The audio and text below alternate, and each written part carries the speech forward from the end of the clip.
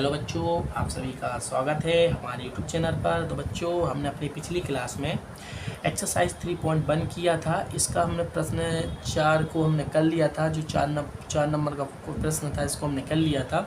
इस क्लास में हम प्रश्न 5 को करेंगे, ठीक है ना। तो जिस प्रकार से हमने इस प्रश्नों को चित्र के माध्यम से समझा था, ठीक उसी प्रकार से इसको भी समझेंगे और अन्य जो आगे वाले प्रश्न हैं इनको भी हम करेंगे। तो बच्चों, प्रश्न पढ़ लेते हैं। क्या लिखा, एक वृत्त जिसका व्यास, अब व्यास क्या होता है उसके बारे में भी आपको समझाएंगे। क्या है, एक वृत्त जिसका व्यास 40 सेंटीमीटर है कि एक जीवा 20 सेंटीमीटर लंबाई की है, ठीक है ना।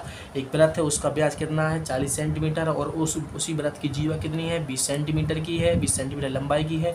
तो इसके संगत चाप की लंबाई ज्ञात करना है। बच्चों, हमें जो अभी चाप दिया गया था, प्रश्न जो चौथा है इसमें चाप दिया गया था, कितना चाप दिया था, वृत्त का चाप 22 सेंटीमीटर दिया गया था। अब हमें क्या करना है, इसका चाप ज्ञात करना है, ठीक है ना।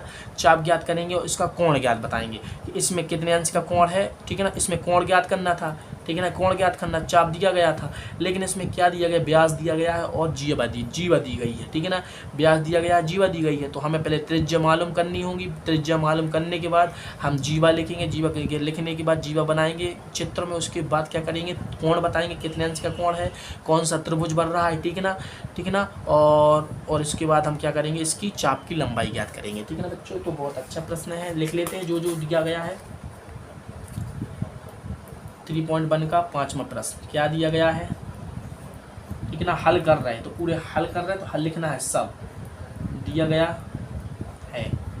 गया है वृत्त का व्यास बराबर कितना है बच्चों, वृत्त का व्यास हमें 40 सेंटीमीटर है। इसलिए वृत्त की त्रिज्या बराबर क्या होगी, व्यास बटा 2। तो देखो, वृत्त की त्रिज्या निकालते हैं। वृत्त की त्रिज्या कैसे निकालते हैं, वृत्त की त्रिज्या निकालते हैं, व्यास बटे 2 कर देते हैं। क्या व्यास जो दिया गया है वृत्त का, तो व्यास कितना है 40 बटा 2, तो कितना आ जाए 20 सेंटीमीटर। तो वृत्त की त्रिज्या कितनी होगी, व्यास बटा 2 बराबर 40 बटा 2 बराबर 20 सेंटीमीटर। तो आर बराबर कितना आ गया, 20 सेंटीमीटर आ गया, ठीक है ना बच्चों। व्यास दिया गया था वृत्त का, हमने त्रिज्या मालूम कर ली, ठीक है ना। अब क्या है, वृत्त की जीवा की लंबाई कितना दिया गया है, 20 सेंटीमीटर दिया। कितना दिया गया है, 20 सेंटीमीटर। सीएम लिखा है, ठीक है ना, सेंटीमीटर शॉर्ट फॉर्म, ठीक है ना। सीएम से दर्शाते सेंटीमीटर को, चीफ मिनिस्टर्स, ठीक है ना बच्चों। तो बच्चों, इसके बाद हमें क्या ज्ञात करना है,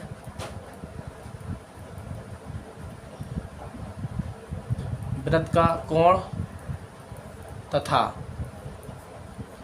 तथा चाप की लंबाई, ठीक है ना बच्चों। तो अब हम क्या करते हैं, एक चित्र ड्रॉ कर लेते हैं।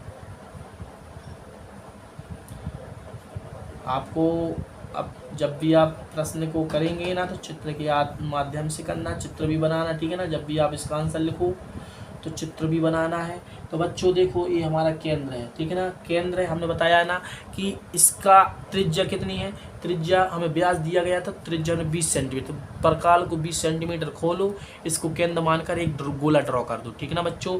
तो यहाँ से यहाँ तक हमारा क्या है बच्चों, ये क्या है त्रिज्या आर, और यहाँ से यहाँ तक ये क्या है, पूरा व्यास है, ये भी आर है, ठीक है ना। तो व्यास कितना था, इस यहाँ से लेकर यहाँ तक, इसको मान लो क्या, ए मान लो, इसको मान लो बी, और इसको क्या मान लो 0।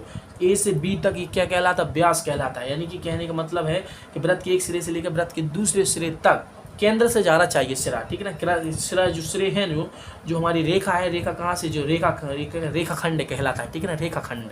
तो रेखाखंड केंद्र से होकर जाना चाहिए, तो क्या कहलाता है, व्यास कहलाता है, ठीक है ना। पूरा एक सिरे से लेकर दूसरे सिरे तक व्यास कहलाता है। इसका आधा कर दोगे तो क्या कहलाता है, त्रिज्या कहलाता है। तो बच्चों, हमें दिया गया है, इसका जीवा दी गई है।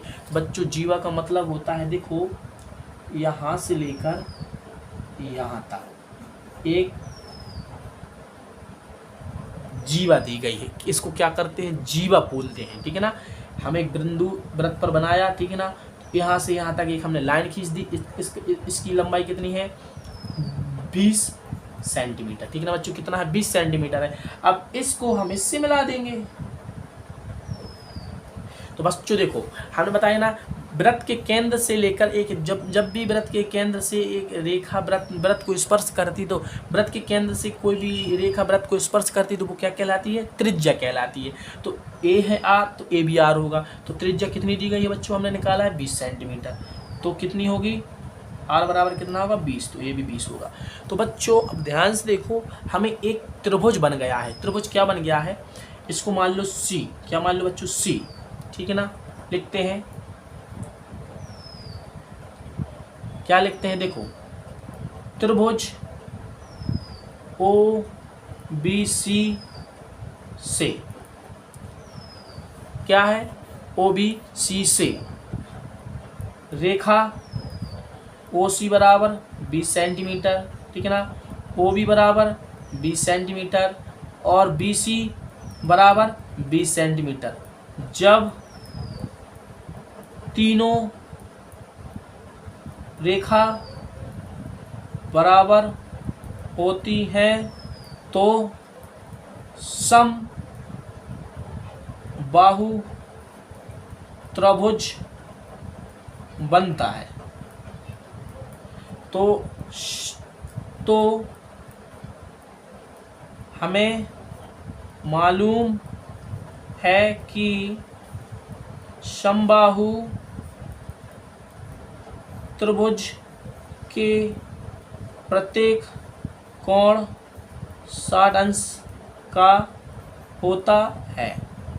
तो बच्चों समबाहु त्रिभुज का जो कोण होता है कितने अंश का होता है, कितने डिग्री अंश का होता है, 60 डिग्री अंश का होता है। तो बच्चों हम कह सकते हैं जो हमें यहाँ कोण निकालना है, थीटा बराबर कितना है, 60 अंश है। बस कुछ नहीं, सूत्र क्या होता है, हमें क्या ज्ञात करना है, ज्ञात करना है कि वृत्त का कोण तो आ गया, ठीक है ना। वृत्त का कोण हमने बता दिया है, जो हमने वृत्त चित्र बनाया उसके आधार पर हमने ड्रॉ करके सब लिख दिया है कि त्रिभुज बन रहा है त्रिभुज किसे कहते हैं, 3 भुजाओं से मिलकर बनने वाली आकृति को त्रिभुज कहते हैं। तो बस 3 भुजा है, 1 2 और एक 3, तो 3 भुजा हो गई। तो बच्चों हमने क्या, रेखा कौन कौन सी रेखा, रेखा खंड इतने से यहाँ तक, यहाँ से यहाँ तक, यहाँ से यहाँ तक रेखा खंड कहलाता है, ठीक है ना। रेखा खंड ओ सी बराबर 20 सेंटीमीटर है और ओ बी बराबर भी 20 सेंटीमीटर है और बी सी बराबर 20 सेंटीमीटर। तीनों भुजाएं आपस में बराबर हैं तो तीनों भुजाएं समबाहु त्रिभुज में बराबर होती हैं। समबाहु त्रिभुज क्या होता है, ऐसा होता है, ठीक है ना, ये होता है। यहाँ भी 60 अंश का कोण बनता है, यहाँ भी 60 अंश का कोण बनता है, 60 अंश का कोण यहाँ भी बनता है। ये भी 20 है और ये भी 20 है और ये भी 20 है। देखो तीनों बराबर है ना। तो बस तो जब इनके रेखाओं के मान बराबर हैं तो इनके कोण भी आपस में क्या होंगे, बराबर होंगे। यहाँ पर जो बनेगा कोण वो भी बराबर होगा, यहाँ पर बनेगा कोण वो भी बराबर होगा, ठीक है ना बच्चों। तो बस इतना ही था। अब हम अपनी आगे की प्रोसेस करते हैं।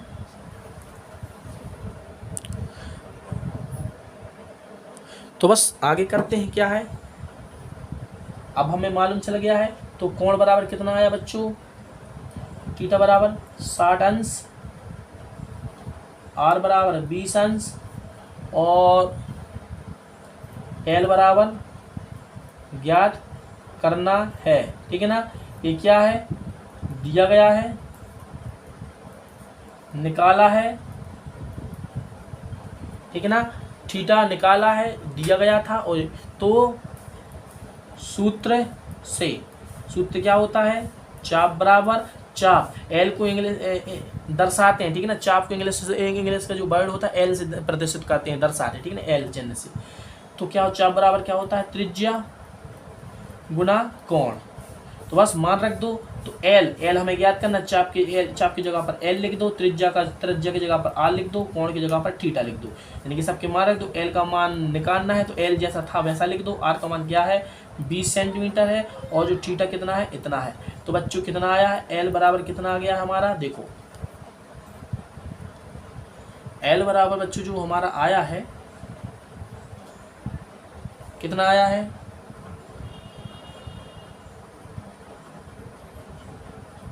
चाप बराबर जो है त्रिज्या गुना कोण। तो कोण 60 का था तो ये हो गया है, तो कितना आ गया 1200, ठीक है ना। तो चाप कितनी आई है, 1200 आई है। तो हमें क्या निकालना है, इसको रेडियन में बदलना है, ठीक है ना। तो जब 180 अंश बराबर पाई होता है, पाई रेडियन होता है, तो 1 डिग्री बराबर पाई रेडियन अपॉन करना 180 करेंगे।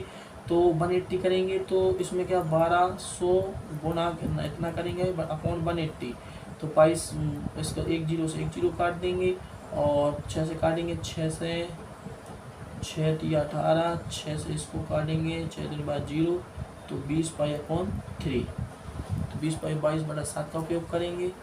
क्या करेंगे अब 22/7 का उपयोग। तो कहीं पर मिस्टेक तो नहीं हो रही है।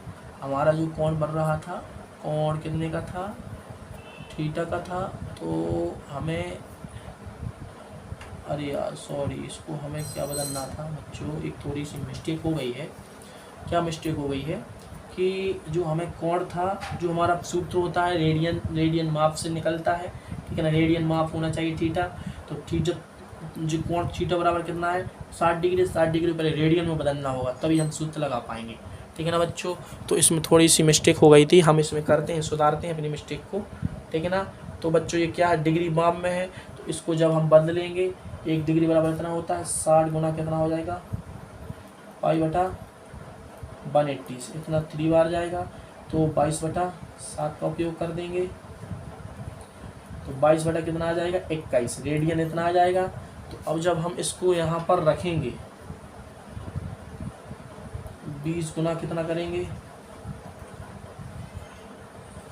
22/21, थोड़ा मिस्टेक हो जाएगा, मिस्टेक हो जाएगा।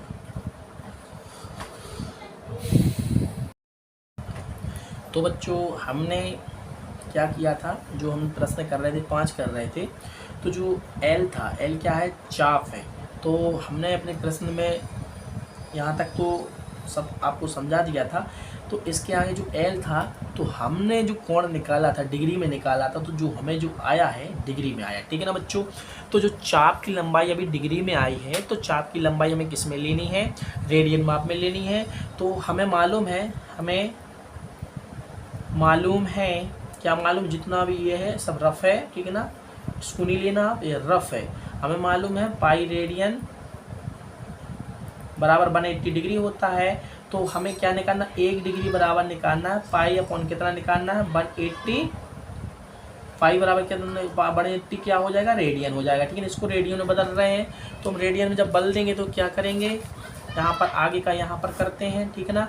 तो हम क्या कर रहे हैं, चाप की लंबाई, ठीक है ना, निकाल रहे हैं ना। तो बच्चों कितना आया है, हमें 1200 में गुणा कर देना है, कितना कितने से, तो 1200 जो हमारी डिग्री को हम बदल रहे हैं, किस में बदल रहे हैं,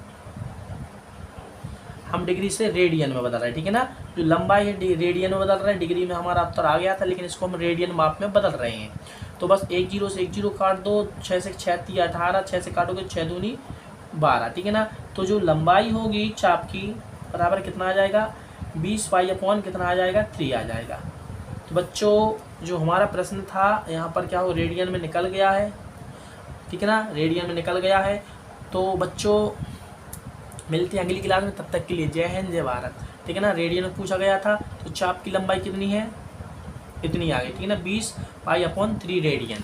तो बच्चों देखो हमने अपना प्रश्न यहाँ से किया था प्रारंभ में, और हमने आपका इसका आंसर भी निकाल के बता दिया है। तो मिलते हैं अगली क्लास में, तब तक के लिए जय हिंद जय भारत।